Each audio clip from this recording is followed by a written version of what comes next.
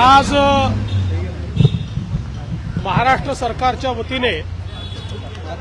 माननीय मुख्यमंत्री श्री एकनाथराव शिंदेजी यांच्या उपस्थितीत काही अत्यंत महत्त्वाचे एमओयू झाले आहेत।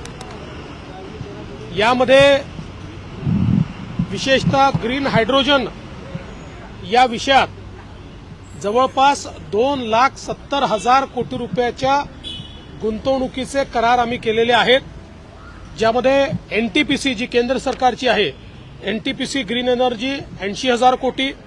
अवाडा ग्रीन हायड्रोजन 50,000 कोटी, रिन्यू ई फ्युएल्स 66,000 कोटी, आयनॉक्स एअर प्रोडक्ट्स 25,000 कोटी, एल&टी ग्रीन टेक 10,000 कोटी, जीएसडब्ल्यू ग्रीन हायड्रोजन 15,000 कोटी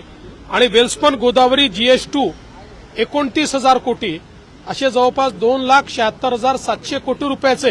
हे करार आहेत, ज्यातनं 63,000 लोकांना रोजगार मिळणार आहे। आणि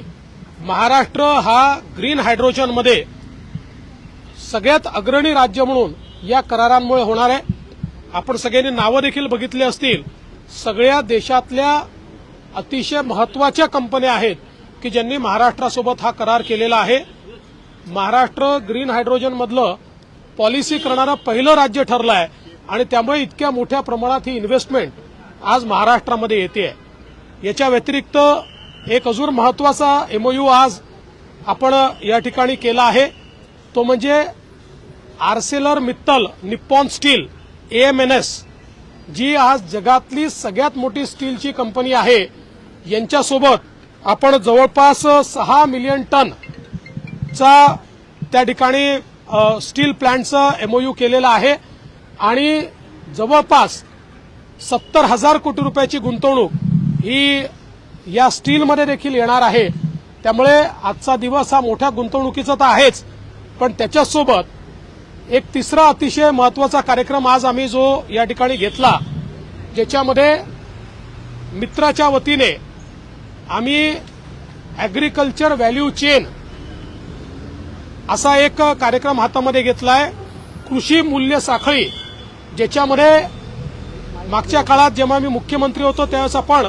स्मार्ट सारखा प्रोग्राम सुरू केला होता आणि त्यातनं जे काही कृषी क्षेत्रात काम करणारे खरेदीदार आहेत किंवा FPOs आहेत, यांच्याशी करार करून शेतकऱ्यांसोबत मूल्य साखळी विकसित करायची, ज्यातनं शेतकऱ्यांना इन्व्हेस्टमेंटची कॅपॅसिटी मिळते, त्यांच्या मालाला त्या ठिकाणी भाव मिळतो आणि हा प्रयोग आपल्याकडे चांगला यशस्वी झाला। आज अशा प्रकारच्या वेगवेगळ्या 20 नवीन मूल्य साखळी तयार करण्याच्या संदर्भात